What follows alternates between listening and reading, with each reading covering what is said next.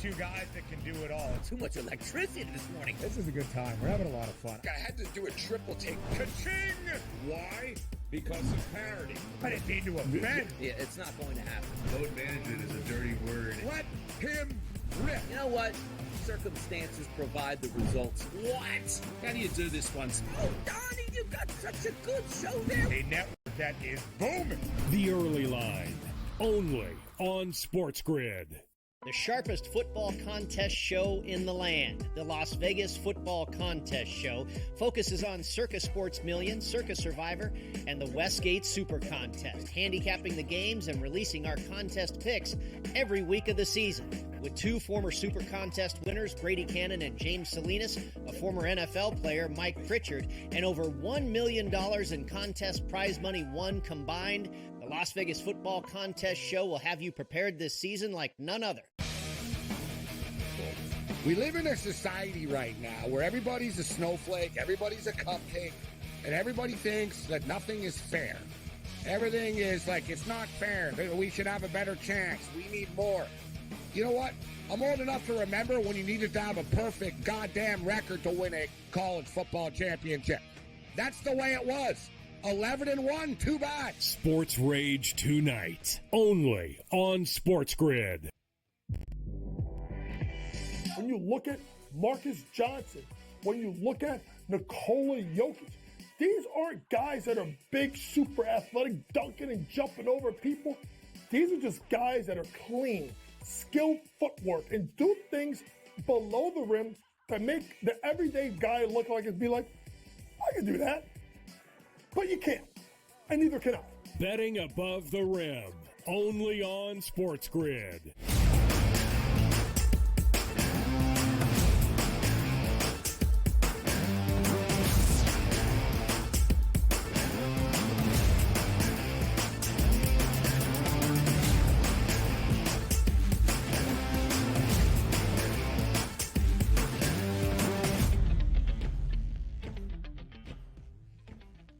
2 hours down. Hour number 3 now officially begins right here on the early line. Donnie right side and Dubs Anderson. What a morning we've had. So many games to go over. And quite frankly, it feels like a football Friday. We are getting the table set, pun intended, for this week's football action, Dubs. It's been fast. It's been furious. It's been fun. How about it?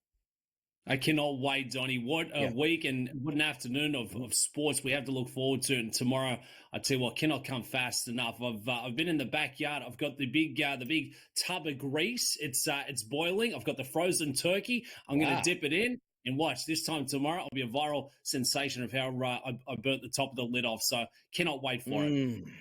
Love turkey here. Absolutely love everything about Thanksgiving. But we like to reach out to the people at this time with our Fade the Public. And typically fading the public has to do with a game, a side, or a total. That's not the case today. At SportsGrid, our Twitter/X account, the question was asked, what is your favorite part of Thanksgiving? Now, they asked Dubsy that question officially. They asked some guy named Ryside VP, who's not responding back here. But the people have responded, Dubsy. The three answers: family, football, and food. For me, it was always going to be football, and that's the leader in the clubhouse at 40.5%. But man, if we didn't have football on Thanksgiving Day, it would be kind of odd. Like growing up in high school, we played our Thanksgiving Day, and then obviously after the game, you go eat and all that good stuff. So football and food go hand in hand, as well as family. But that's a tough choice, Dubsy. Football and food. I might have to say, what if you had to give up? I might have to give up football for the day, to be honest, at that point, and eat food. But I voted for football because I love football and I'm a junkie. It's all twisted over here, Dubsy. Which way did you go? If I had to drop one, Donnie, it'd be family. I mean, I couldn't do Thanksgiving without food. I couldn't do it without football, but I could absolutely do without catching up with some of the family. Yeah. But for me, it's football. It's what makes it such a great tradition, a great afternoon. And look, food and family, absolutely there as well. And I guess it's just a complimentary afternoon of all the great things in life. I mean, what else do you really need? Maybe a couple of winning wages in the mix. That would certainly be nice, but there's nothing better from, getting up to the dinner table, making that way back to the couch. You've got the games playing in the background. You've got the tickets fired up on on the old laptop, the iPad, on the phone, and watching along. It truly is one of the best betting days, one of the best days of the year, bar none, for a lot of different reasons, but a lot to look forward to, a lot to be thankful for, including the family. But yeah, football, number one, food in second, and then that third choice fills out itself. What about you, Donnie? What took your number one? Is it football first out of the Fs? Yeah, look, it's it's funny. Drop the family here right at this point, because you're right. Like, if you just sat me in front of the TV with no family and still gave me food and football, not a bad There night, it is. man. To be There honest it is. with It's you. a good night, to be real. Well, by the way, we get legitimate responses back a lot from our Thanksgiving questions and whatever questions we have. But there's two responses here, Dubs, that came back, which are kind of interesting. One is from OA Soda, and it says, "Oh, definitely the pie, and giving unsolicited advice to my grandchildren. They love that part." And then ask the question, "What about you, dear?" So I don't know if that now are we reaching out to the grandmas out here, because your boy DRS was flaming some grandmas for the Chicago Bears? We're getting grandmas to respond back to the Sports Grid Network as that untapped market. Or how about this one from Baby Balquist?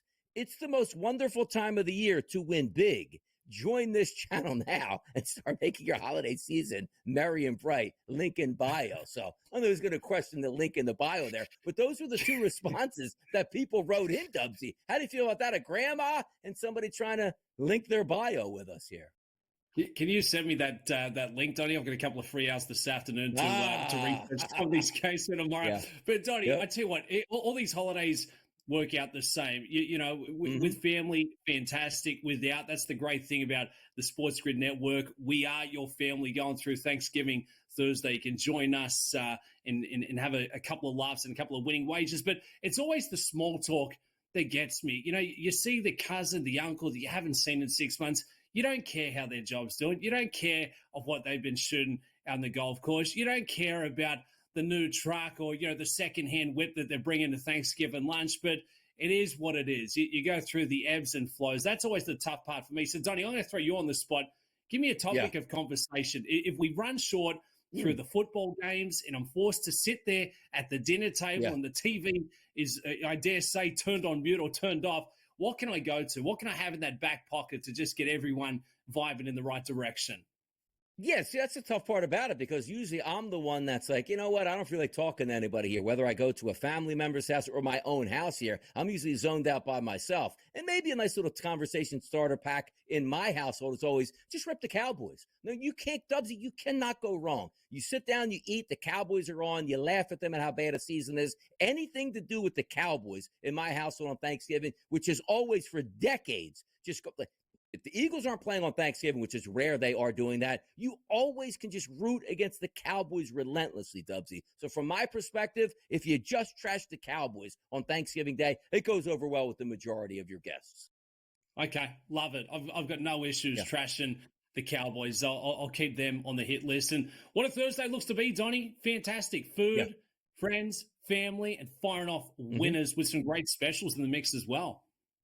Yeah, let's get to some of those specials and have some fun. By the way, specialty there for you, Dubsy, dessert style. Like, I love pumpkin pie. I love coconut custard pie. I love apple pie here. Your favorite desserts before we get to some of these desserts at the FanDuel Sportsbook, what are they? It's pumpkin pies smothered in whipped cream. I'll take two, maybe 3 servings. And it's not even the pumpkin. It's just the crust that you get to once it's all said and done. Oh, yum, yum, yum. You're making your boy hungry, Donnie. I'm hungry. I'm hungry for winners on Thanksgiving Thursday. Let's get it. I certainly am. And how about some of these winners here at the FanDuel Sportsbook, if you can plug and play here for us? There will be 6 football teams participating on Thanksgiving Day in the NFL. Some of these options here, how about this? All 6 teams to score a touchdown at minus 290. Yes, it makes some sense. It does. But price point's too high for me, Dubsy. Like, I look at that Dallas Cowboys game and go, yeah, we should get touchdowns from both sides, but maybe we don't. Is there a team, like, if you had to choose here, which team would leave you out of scoring a touchdown on Thanksgiving Day to lose that bet for you? Oh, good shout. Who's going scoreless? I mean, I'm big on the Bears putting up points. Field goals. It'd have to be the Giants. It'd have to be the Giants.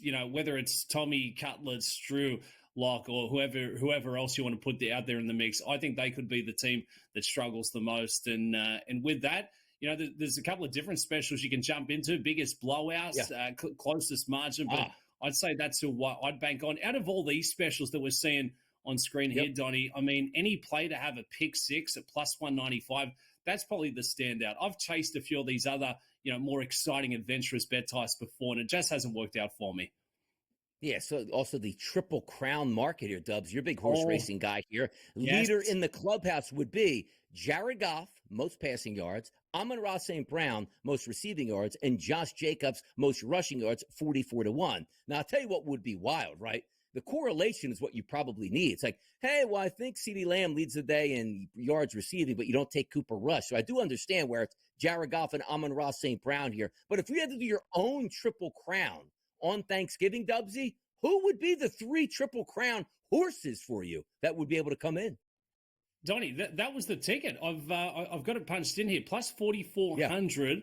The Jared Goff with lead passing yards. You can correlate that with his number one threat, Amon-Ra St. Brown. They're going to be Ford-filled, dome, enclosed environment, so they can air it out. And I'm expecting plenty of points from the Bears. So up and back, star quarterback combining with star wide receiver. So we like those first two. And then the Packers, they're going to lean on that run game. Josh Jacobs, who's having a career season, I think they set the tone early in that one. The Dolphins are going to struggle trying to play catch-up. Goff, Amon-Ra St. Brown into Josh Jacobs, 44-1. You teed that one up for me, Donnie. Alley-oop, let's cash. Yeah, it should be a fun one to watch play out because it feels like we're leaving out that middle game on Thanksgiving Day, but it is what it is. Let's get to the NBA hardwood next. Handicaps are on the way.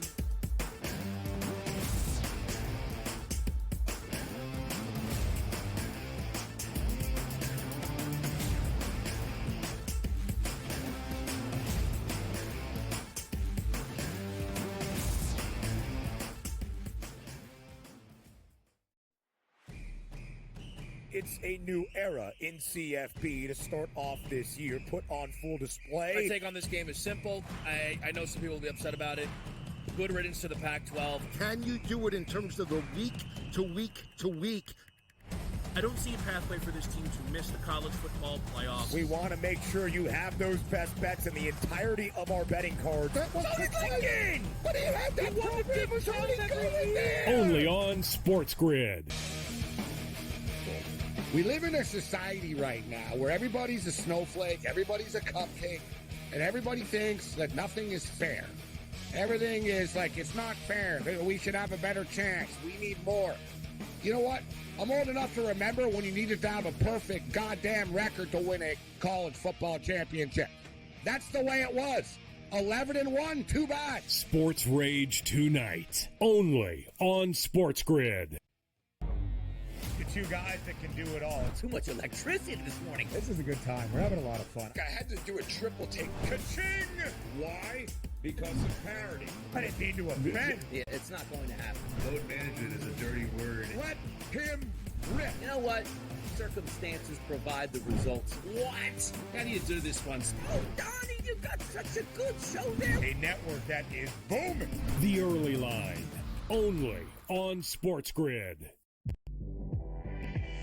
When you look at Marcus Johnson, when you look at Nikola Jokic, these aren't guys that are big, super athletic, dunking and jumping over people. These are just guys that are clean, skilled footwork, and do things below the rim that make the everyday guy look like it'd be like, I can do that. But you can't, and neither can I. Betting above the rim, only on SportsGrid.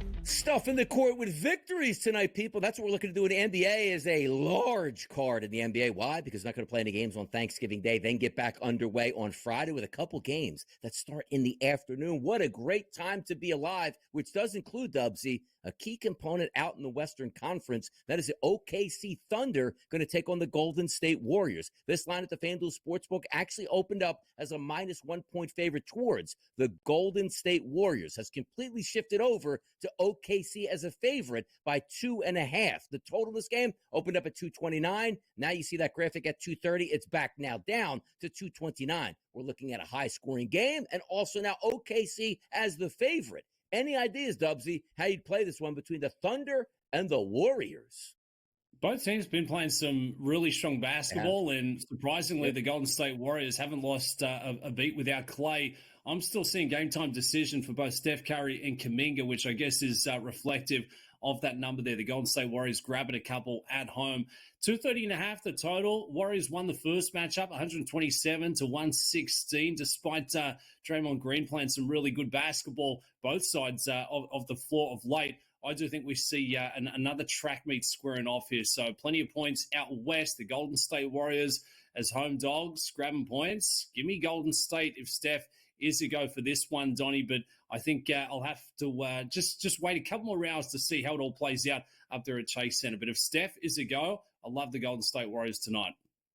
Bombs away tonight out there at the Chase Center in San Francisco. We'll see if it plays out that way, but certainly a changing of the guard here with the Warriors. We're the favorite, now the underdog, and we'll see how that one plays out. Let's take a look at a game in the Lone Star State. That's the New York Knicks and the Dallas Mavericks. Tip time 7:30 p.m. Eastern. The New York Knicks come into this game. They were favored by 3 points on the look-ahead line. Now currently sitting live, it's 4, updated from that graphic we see at 3.5. The total in this game, 234 it opened up at. Drops to 233 even now live. The Knicks and the Mavericks, the game I took for the Knicks, the previous one against Utah, the Nuggets absolutely smashed that team. They now come in the favorite without Luka Doncic for the Dallas Mavericks. I'm going to take the Road Warrior Knicks in this game to win this by 4 or more points, Dubsy. What way are you lining up Knicks Mavericks tonight?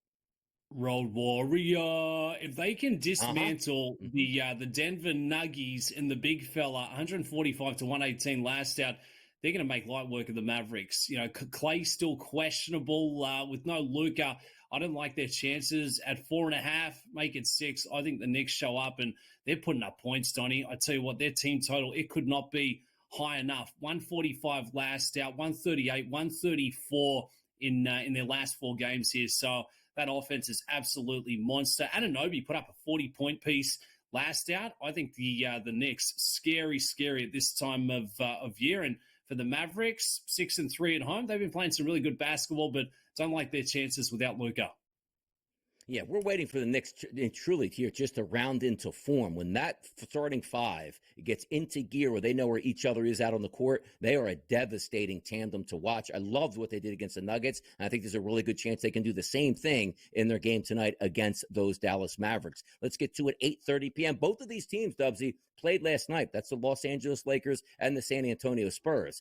Different results. The Lakers got hammered. The Spurs had an easy victory. Now they both fly into San Antonio. A total, which opened up at 227.5, has now gone up to 228.5. So a point and a half from the graphic that we're currently showing you. The opening line, 2.5. The line where it currently sits now, 2.5 as a favorite towards the Los Angeles Lakers. One to watch, as we always know, Dubs, on back-to-back games. Wembanyama, will he play tonight? Probably so. Also included in the estimated starting lineup tonight is LeBron James and Anthony Davis. That will be the one to watch here. But let's assume everybody is in this game tonight. Are we going with the dog Spurs, or the dog effort from the Lakers tonight turns into a victory? I'm going with the Spurs here. At home, grabbing 2.5. I'd feel inclined to just take them on the money line straight up. That was a big matchup for the Lakers, and they just lost a lot of steam last night in that second half going against the Phoenix Suns. So making the trip across to San Antonio, I like the look of the Spurs. I expect Wemby to be out there in full force. He's putting up monster minutes. He's scary in the paint. He's scary on the boards. And suddenly he's now scoring at a very high clip. And he's got Chris Paul, one of the best facilitators in the business, stepping up to deliver that rock. So you've got Castle to go there as well as a little 1-2-3 punch. I like the Spurs. I like them at home in their building. Yeah. They've now won 4 on the bounce. I think a really good chance of taking down 5 and taking down the reigning NBA Cup champions in the Lakers. Big spot for Wemby this evening. Certainly is. Another big spot in Philadelphia, maybe for the Houston Rockets, not for the Philadelphia 76ers. You look at that opening number at the FanDuel Sportsbook in New Jersey, had -6.5 towards the Rockets. You see the graphic on TV, it's at 5, but the current line here at the FanDuel Sportsbook back up to 5.5 in a total, which opened up at 212. Now boosted all the way up to 219, as you see that graphic at 215.5. So people are expecting points in Philadelphia. We look at the anticipated starting lineups between these two teams: Van Vliet, Green, Brooks, Smith, and Şengün. But for the Philadelphia 76ers, Maxey McCain, Oubre Martin, and Yabusele. No anticipation, it looks like, for Joe Lisi to play. And obviously still Paul George is going to be out for some time, getting that bone bruise. What gives with the total? Absolutely on a surge right now, Dubsy. Yeah, it really is. And that number started 6.5, now sits at 5.5. It's tough to entertain the 76ers, even being at home in this kind of spot, grabbing points. I just don't see a world in which they get it done. What is working in their favor? Obviously, second road game on the bounce here for the Rockets. That OT thriller against Minnesota, maybe that took a little juice out of the leg. So watch out for that to come into effect late. But I tell you what, that total, 203.5 it opened up, now sitting at 219. So it couldn't be low enough, or high enough, I should say, for the bettors. Absolutely steaming that thing up. This feels like it's a bit of a leave-alone game for me, Donnie, at least prior to tip-off. I'd look to play this one live. I'd love to see the Rockets behind early, and that's when I jump in to back and when we're getting a slightly more favorable price. The Sixers sit at 3-13 on the season. They're favored to lose this game, which means they'll be 3-14. Like, I understand you've had injuries here, but Nick Nurse, I thought, is a good coach, and I like him with the Philadelphia 76ers. But sooner than later, there's not a lot, even though you're missing these guys, there's still talent to win some of these basketball games. 3-14 start for the Sixers. That's probably what's going to happen by the end of tonight. That is absolutely ridiculous. Let's get to the college basketball action. It's certainly heating up for the Battle of Atlantis.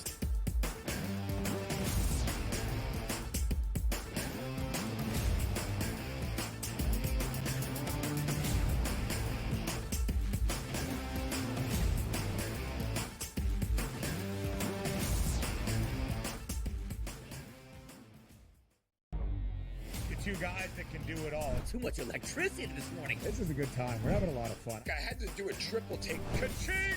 Why? Because of parity. I didn't mean to offend. Yeah, it's not going to happen. Load management is a dirty word. Let him rip. You know what? Circumstances provide the results. What? How do you do this one? Oh, Donnie, you got such a good show there. A network that is booming. The Early Line, only on SportsGrid. The sharpest football contest show in the land, the Las Vegas Football Contest Show, focuses on Circa Sports Million, Circa Survivor, and the Westgate Super Contest, handicapping the games and releasing our contest picks every week of the season. With two former Super Contest winners, Brady Cannon and James Salinas, a former NFL player, Mike Pritchard, and over $1 million in contest prize money won combined, the Las Vegas Football Contest Show will have you prepared this season like none other. We live in a society right now where everybody's a snowflake, everybody's a cupcake, and everybody thinks that nothing is fair. Everything is like, it's not fair. We should have a better chance. We need more. You know what? I'm old enough to remember when you needed to have a perfect goddamn record to win a college football championship. That's the way it was. 11-1, too bad. Sports Rage tonight, only on SportsGrid. When you look at Marcus Johnson, when you look at Nikola Jokic, these aren't guys that are big, super athletic, dunking and jumping over people. These are just guys that are clean, skilled footwork, and do things below the rim that make the everyday guy look like and be like, I can do that. But you can't, and neither can I. Betting above the rim, only on SportsGrid.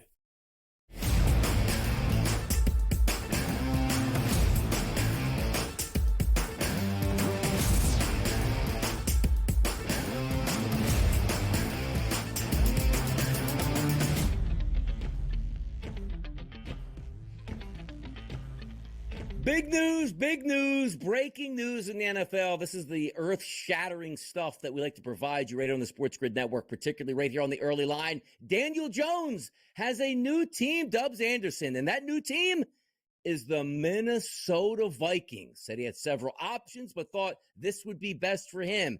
Daniel Jones to Minnesota. Your thoughts here? We got to get these. Wow, monster. I mean, for Danny Dimes, obviously didn't work out there for the Giants, but the Minnesota Vikings, I thought they've already got a couple of pretty strong quarterbacks. One young fella they're waiting to come back in for next season, but I guess it's a good addition. It gives them a bit of depth, and they're certainly right in the hunt for making a bit of a tilt through the playoffs. So for Danny Dimes, fantastic. I feel like he's a good guy. He's not a good quarterback, but happy to see that his career will move on in the National Football League. So well done to the Vikings. I mean, if you're a Minnesota fan, Donnie, are you excited by this news? Like, are you jumping up and down here early on a Wednesday? To be honest, you're going to a team that has a really good and smart offensive coordinator. So I guess the thought process is, yes, I still want to be in football, and if somebody goes down, I can play, and it is a playoff team. I get that. But also from a perspective of the Minnesota Vikings, is this telling us that they don't like Sam Darnold all that much at this point? Like now, we're talking Daniel Jones. This isn't Joe Montana going over to the Vikings in his prime. But does this mean that they're unhappy and they want to push Darnold? And how does Darnold have this? Of course, hey, great, man. Welcome to competition. It's kind of an interesting move because I thought he might have chose a team like, and I didn't think he would go like, let's just say the Philadelphia Eagles, where you have no chance to absolutely play unless that quarterback gets injured. But you just want to get with a winning franchise. Like Daniel Jones is with a losing franchise in the Giants and probably forgets what it's even like to go through a competent practice or even have a legitimate chance to win football games. But it is interesting that Minnesota made this move. So in that perspective, I don't know how I like this because I don't know why Minnesota actually made the move. Is it because they get Daniel Jones in the building, but he's not going to be their future guy because J.J. McCarthy was drafted last year and they like Sam Darnold? So it's an interesting move for me overall, Dubsy. Yeah, it really is. And I feel like, Danny Dimes is Sam Darnold 2.0, maybe, the B version of Sam Darnold. Like, what's he really bringing to the NFL?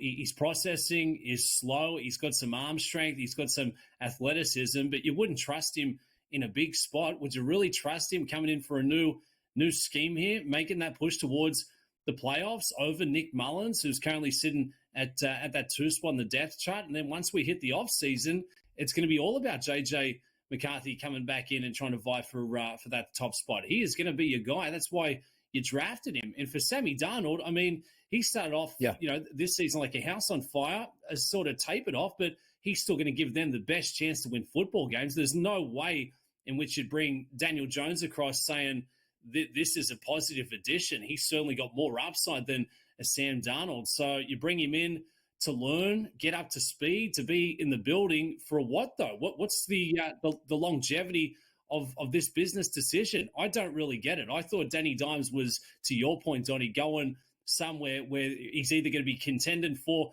a ring or he's certainly going to be that clear, second choice. And if we do get an injury, it opens up a wide seam for him to come back as a starting quarterback in the league. But it is what it is. The Vikings add a bit more depth, and Danny Dimes gets a sign of life.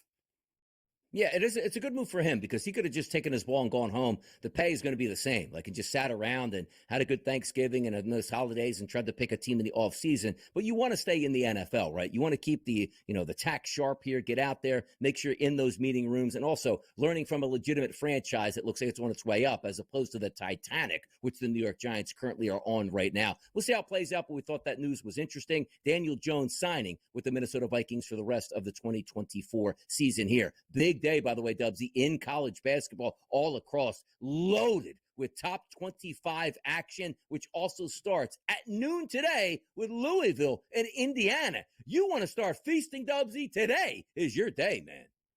Yum, yum, yum. The bad boy mowers battle for Atlantis. What a showdown this looks to be between Louisville and Indiana. We've got New Orleans taking on Baylor. We got the Zags squaring off against West Virginia. They're booked as 14.5-point favorites with a surprisingly low total. The Buffs, off a monster performance last night, looking to do the same again against Iowa State. They're grabbing 13.5. Maybe it's the Buffs that you got to play as the hot hand with a little momentum over there at the Maui Invitational. So loaded slate coming up. Absolutely. You're not going to get a better college basketball breakdown than you just got in this segment, people. We're ready for this monster day in college basketball, and away we go. Dubsy, thanks for joining me. Enjoy your Thanksgiving. Joe Lisi steps up and in next, right here on the early line.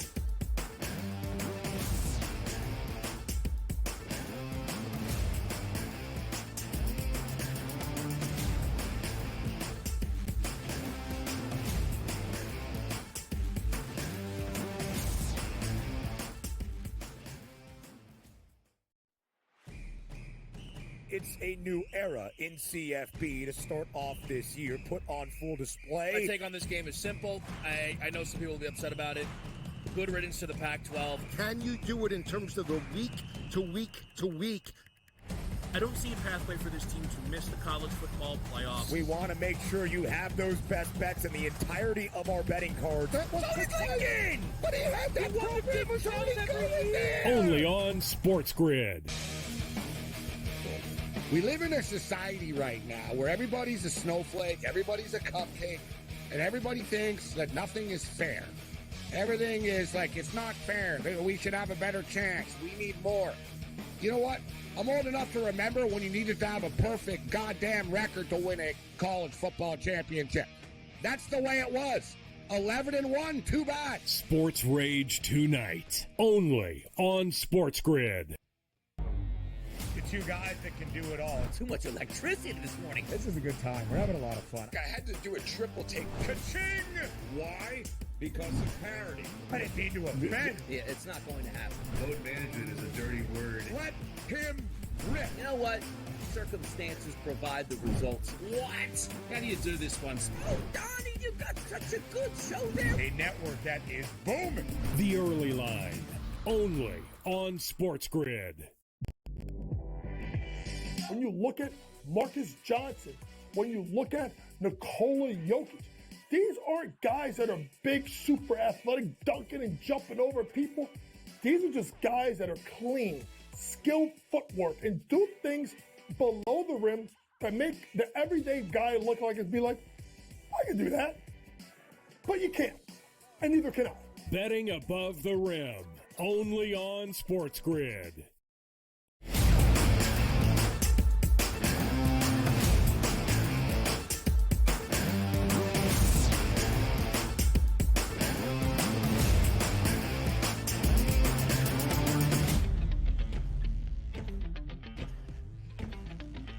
Time to talk some action, time to have some fun. It's the early line, and Wednesdays are guest days here on the network. You know me, it's Donnie Rightside. We just had Dubs Anderson. Fantastic 2.5 hours on the show. But we're going to close it out with Joe Lisi, who I was just informed is now the sole owner of 98% of the Solana out there in the Bitcoin/coin world, Joe. Is that correct? You are a big buyer in Solana today. Let the people know. No, will you stop, Donnie? You don't misinform the public. Yes, I'm a big crypto guy, but not Solana. I have my hands in other stuff right now. You're crazy. You're absolutely nuts. No bagel for you tomorrow. No bagel. The bagel. Look, I better not have a bagel on the NFL card like I did the other night because Herbert absolutely buried me, Joe. But I got back into the market last night. In the NBA and college basketball was profitable, and the boys will be live on set tomorrow. Make sure you do not miss out. 10 a.m. to 12 p.m. Eastern, Pro Football Today, getting you ready for Thanksgiving Day, which starts right now, Joe, as we get into it. The Chicago Bears and the Detroit Lions. I always tell this, like we're in the same age bracket where usually you're going to family. Hey, the Lions game's on. Nobody cares about that. We just want to show up. We want to get some appetizers. We want to eat a little bit, and then we watch the Dallas Cowboys game. But they're 10.5-point favorites over the Chicago Bears tomorrow, 48.5 as the total. The Bears on a losing streak, the Lions on a winning streak. What gives on Thanksgiving Day in this one?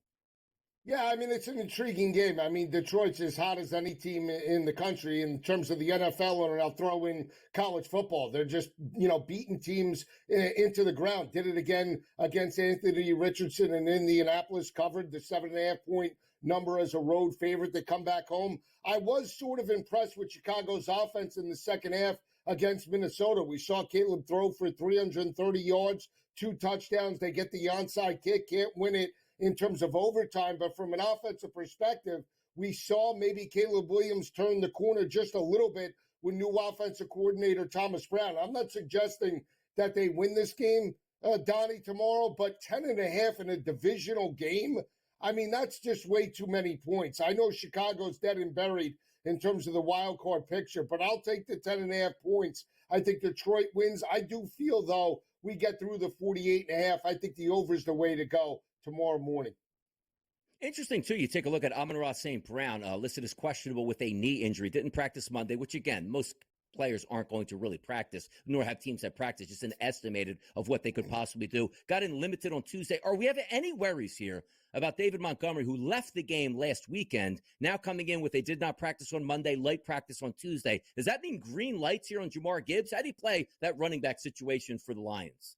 Yeah, I mean, for me, if Montgomery's banged up, I'm not gonna push the envelope in terms of tomorrow on a short week. It's all Jahmyr Gibbs on the ground and in the receiving game as well. Maybe taking combined total for Jahmyr Gibbs, 110, 125. I don't think is out of the realm of possibility, especially when we saw Aaron Jones have some success in the first half against that Chicago defense last week. So I think that's the way to go. And then again, Jamison Williams and the secondary wide receivers should be able to eat on that defense. Look at Jordan Addison and the day he had in terms of Sunday in the win. Just a huge performance.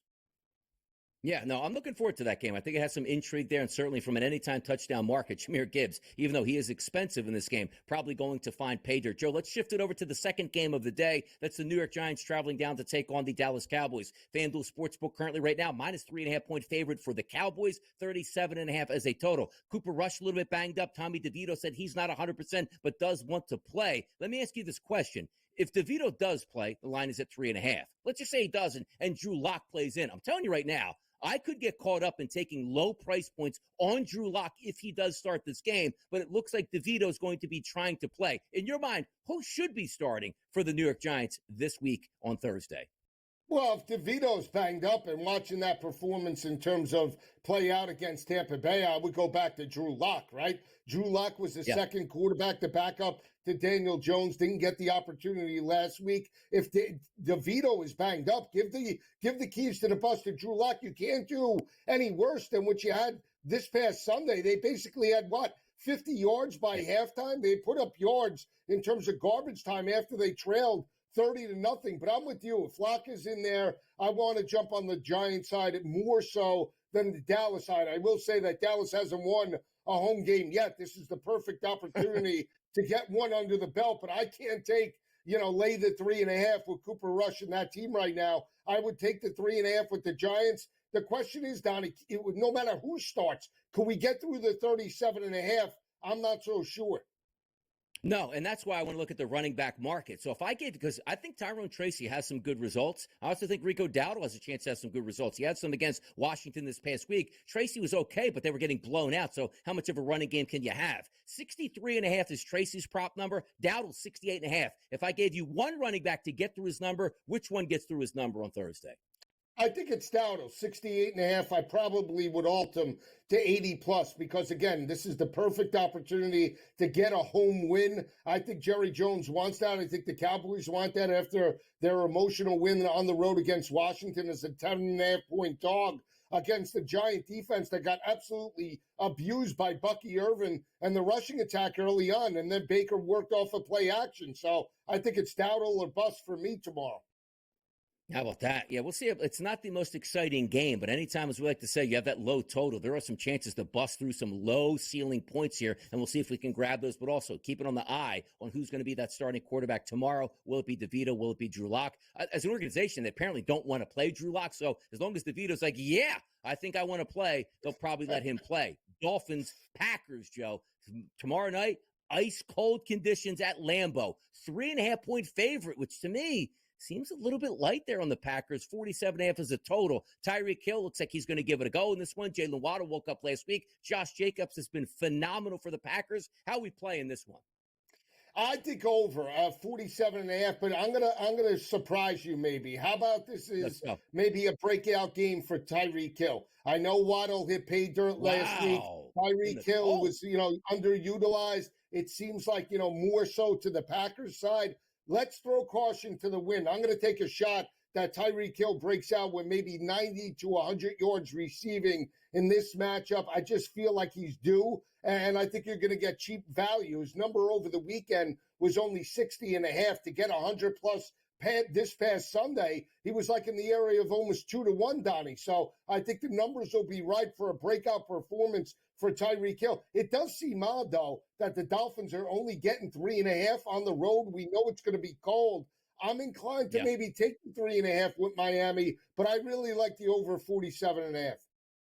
How about this? If you're looking for Tua Tagovailoa, who's healthy now and playing good football, look at his pass catchers here. Tyreek Hill, anytime touchdown, plus 150. Jalen Waddle, anytime touchdown, plus 230. Jonnu Smith has been one of his favorite targets now, with Tyreek Hill being a little bit banged up, plus 250 to get into the end zone. So if you are looking for a game that you figure could have some juice, those guys certainly might be able to provide that. Now, Joe, we're having a little bit of fun early on the show with some of these Thanksgiving Day specials, tapping into these markets. All 6 teams to score a touchdown, minus 290. Other than like any player to have a pick six, plus 195. Any player to have 75-yard receiving touchdown, 9-1. Anybody going deep on tomorrow for you? Anybody getting that 75 plus for 9-1? Oh boy.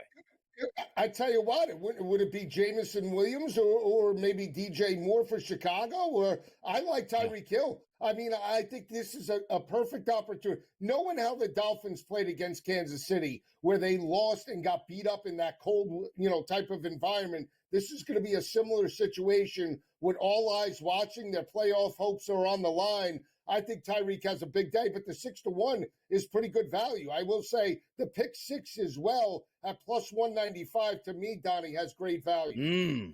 So, yeah, you might get one of those in that Dallas game. Those quarterbacks might not even know who the heck they're actually throwing to at that point. Now, we are going to talk more football in the next segment. We're going to shift it over to college football. We need Joe Lisi's take here on some of these ranking spots and also some of the projections on some of these first-round games that could take place. And if you do want to bet, Joe did DM me before. Parlay, Solana over $250 by the end of trade today. Parlayed with the Buffalo Bills on Sunday. It's a winner, baby. We'll be right back.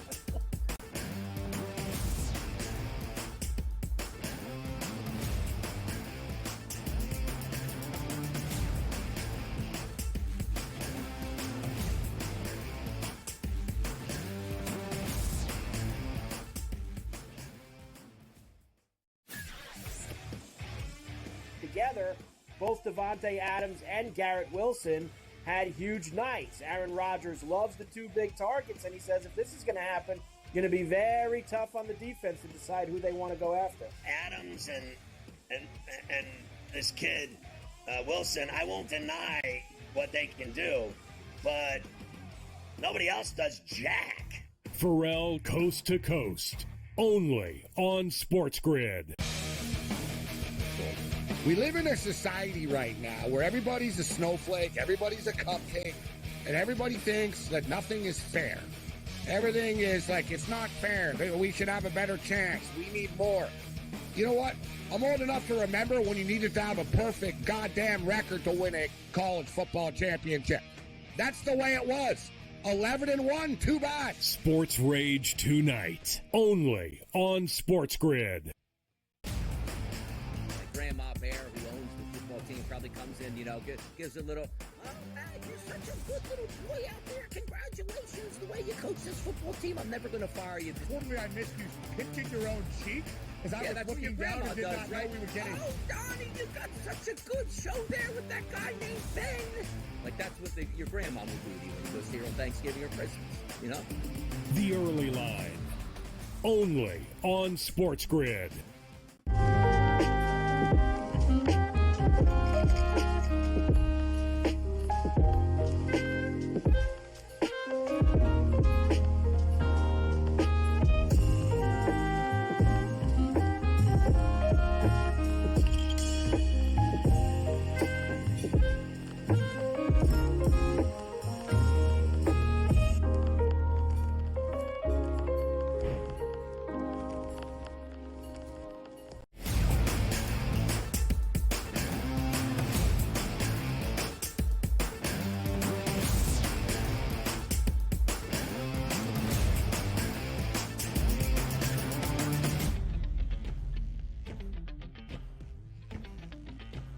It's sad, but it's beautiful. The college football seasons give us so much excitement, Joe. 2 weeks left, theoretically, one really in the regular season, then championship Saturday, and away we move forward to find out who is actually going to play for the national championship. The college football playoff rankings, Joe, were released yesterday in order. Oregon, Ohio State, Texas, Penn State, Notre Dame, Miami, Georgia, Tennessee, SMU, Indiana, Boise State, and Clemson if the season ended today. Now, granted, the Big 12 is going to find its way into that and bounce around. There will be major changes between this weekend and next week in these rankings. If we are looking at the rankings as a whole now, any disagreements in the top 12 will start there first, Joe.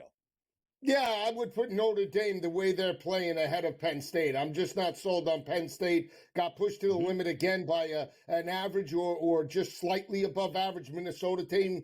They didn't win. They won, but didn't cover. I think Notre Dame should be definitely the number 4 ranked team in the country ahead of the Nittany Lions. The love for Penn State is absolutely ridiculous. So I understand why they put SMU and Indiana right there. You know, I do understand that because of the losses and what transpired with the upsets. I do feel like SMU is deserving maybe slightly ahead of Tennessee just because of the body of work. Their one loss was only to BYU. They've hammered teams as well. So, again, don't have that much of a problem with it. The biggest issue I do have is having Penn State ranked ahead of the likes of Notre Dame and some of the other teams, even Miami for that matter. Penn State's body of work, to me, is ridiculous.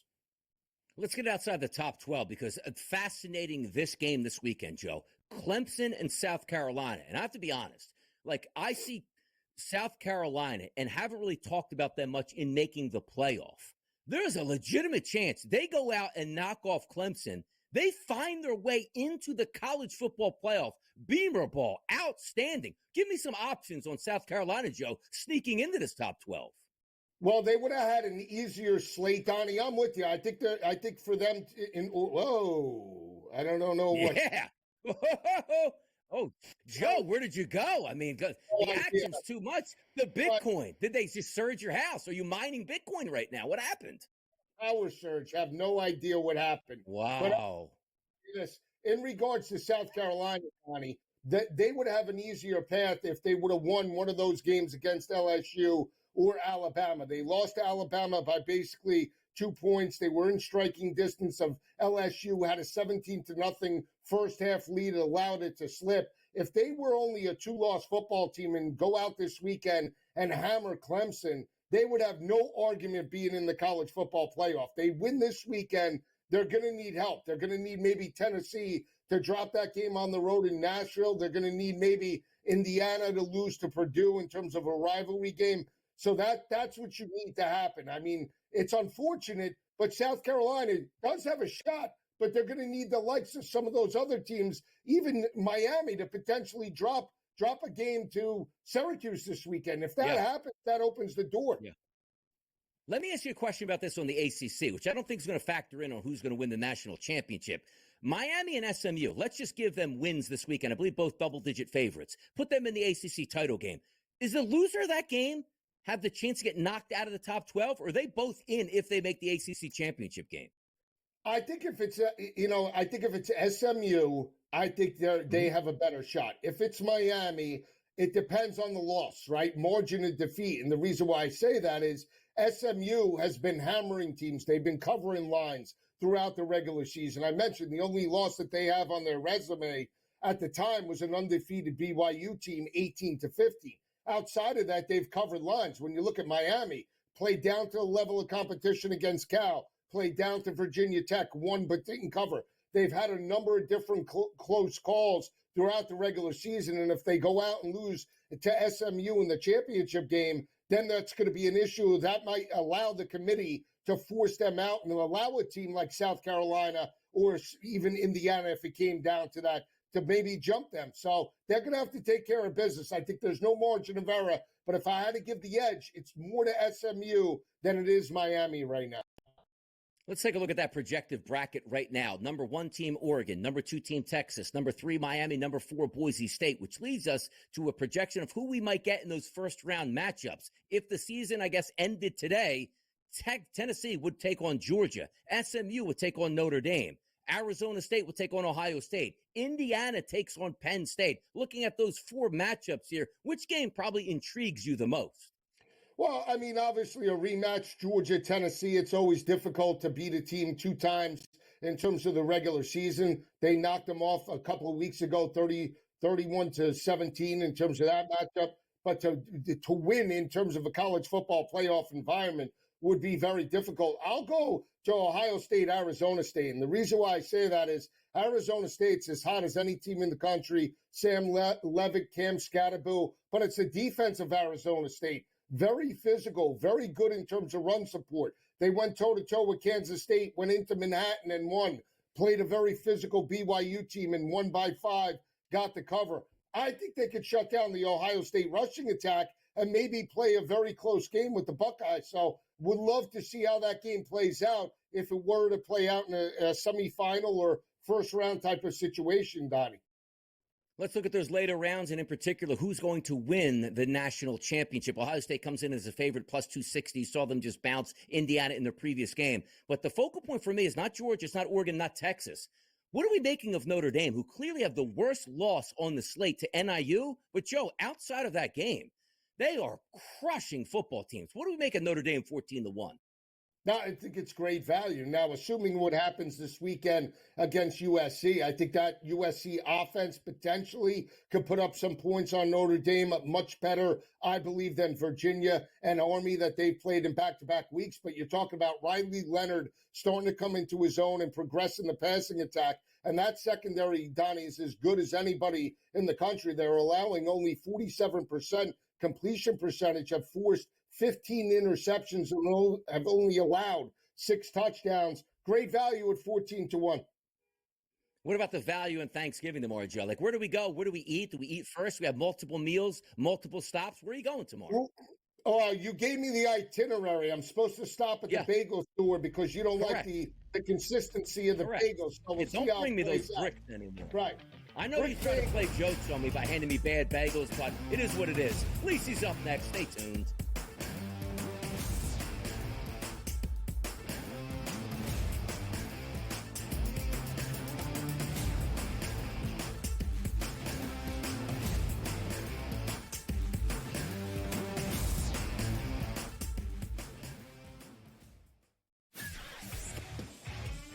Together, both Davante Adams and Garrett Wilson had huge nights. Aaron Rodgers loves the 2 big targets, and he says if this is going to happen, going to be very tough on the defense to decide who they want to go after. Adams and this kid, Wilson, I won't deny what they can do, but nobody else does jack.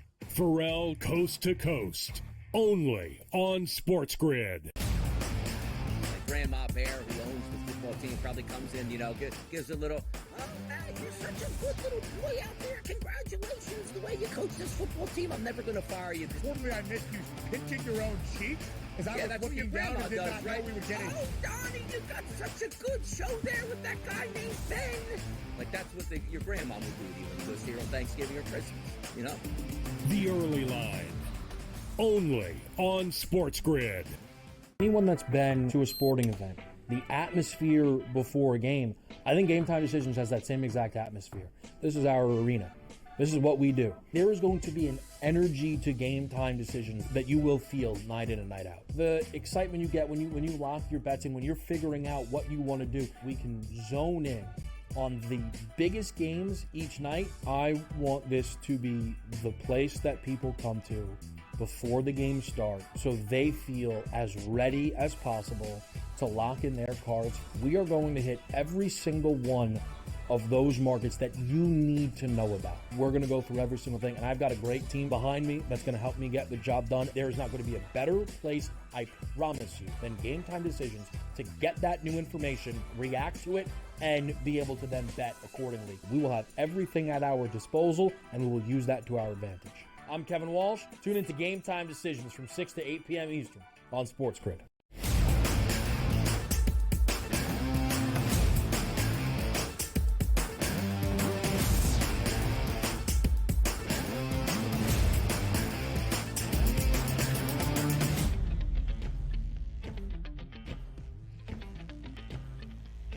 All right, back on the early line. Donnie, myself, and Kevin Walsh will be live tomorrow morning for Pro Football Today. Thanksgiving edition. We'll cover the 3 games, give you best bets. So tune into that. I think Ben and Donnie will be back on Monday for the early line. So tune in there. Huge slate of college football. But first, bye. Bye.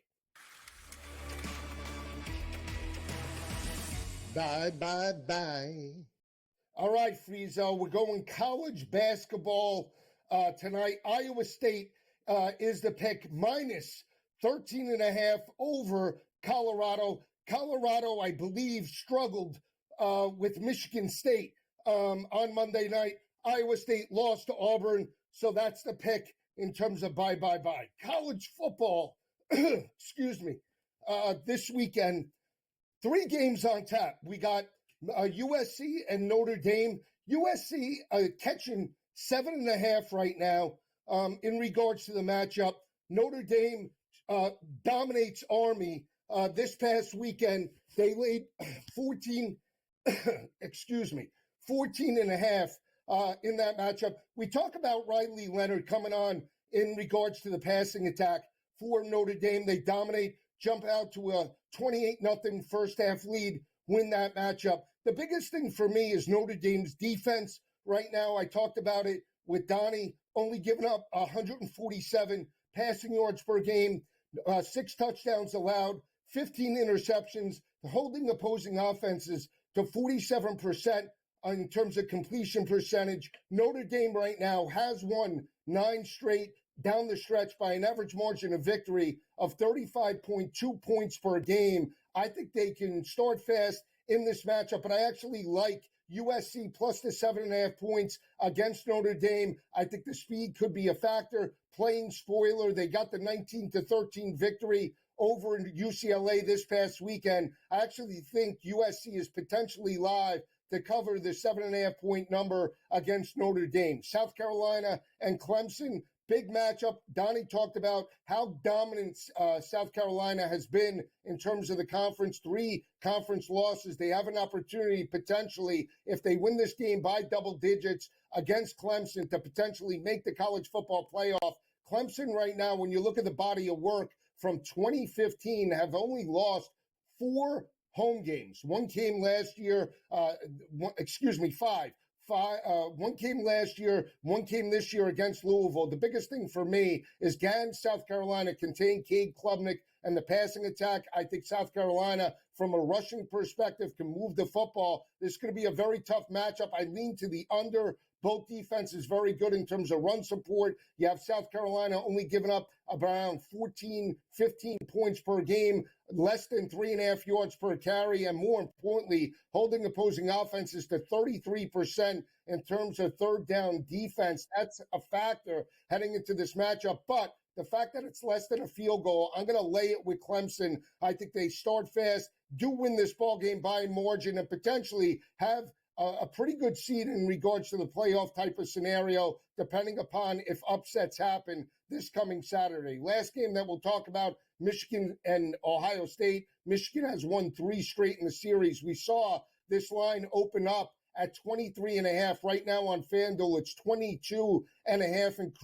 across multiple here in New Jersey and multiple states on FanDuel. The biggest thing for me is, can Michigan sustain drives, keep Will Howard on the sidelines, and start fast? They're going to have to dictate tempo. They're coming off a dynamic home performance over Northwestern. We saw Mullins. We saw Donovan Edwards hit pay dirt for that offensive attack. They're going to have to convert on third downs. That's been a concern for Davis Warren and the offense right now, getting better in terms of the passing attack. But they're going to have to put up 24, potentially 28 to beat Ohio State in this matchup. I don't know if they win, but in terms of this type of situation right now, 22.5 in a rivalry game, defending national champs, everything on the line for Ohio State, I'm inclined to take the points with Michigan. I don't think it'll be easy, but I still think there's the potential for a backdoor type of situation. Give me the Wolverines in this matchup. Texas A&M, SEC championship implications on the line. Texas A&M right now struggle with Auburn. Marcel Reed is going to be the X factor. I know he's played well at home, but this is a Texas defense only giving up 12 points per game, holding opposing offenses to 100 rushing yards per game. Line opened up at 7.5. It's down to 5.5 right now. I'm going to lay it with Texas. We'll have a happy Thanksgiving. Tomorrow we'll be on Pro Football Today. Greg News coming up next.